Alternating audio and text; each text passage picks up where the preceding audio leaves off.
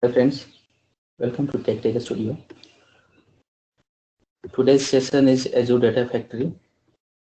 We are going to cover the Azure Data Factory, the introduction part, and the difference between ETL and SSIS, and some demo.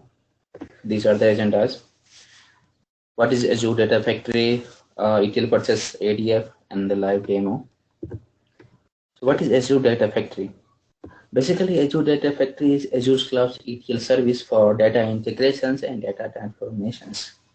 Basically, what ETL guys do in SSIS on local premises, same we can do in Azure Data Factory on Azure Cloud. It's very, very important for ETL, transforming the data, storing the data, integration the data. Here we can see, like in ETL for SSIS guys, what we do exactly is extract the data from source, transform the data in the form of required target destination form, and load in the target. That's what we do in ADF in Azure Cloud for Platform. Here we can see some input data set, the pipeline for performing the transformations on data in output data set, and the link services for connecting the data. And these are the sources. So these are the new terminology like link services, pipeline, Azure Data Lake, local storage in ADF. So I'm going to cover these important topics and important content component in the next session. Basically, what we can extend from this picture is like we source data from many inputs. Either it will be file, it will be data lake, it will be SQL database, and perform the transformations and load in the output data set. Let's go to Azure portal and see the live demo for Azure Data Factory. So this is Azure portal. Here we can see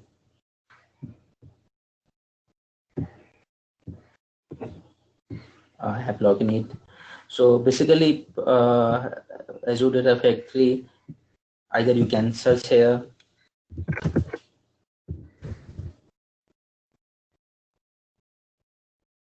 data factories.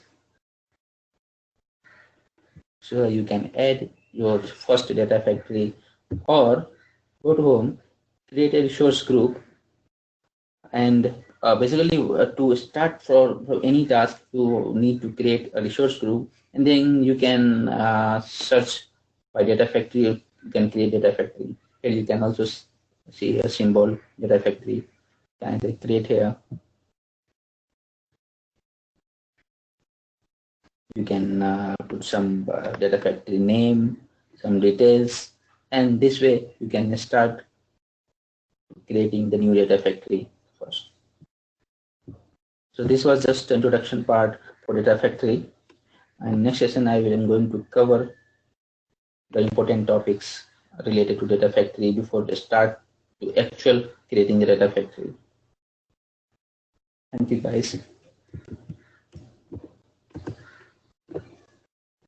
Thank you for watching this session. Please like and subscribe my channel. Next session will be important components and concepts of Azure Data Factory. And next will be create our first Azure Data Factory.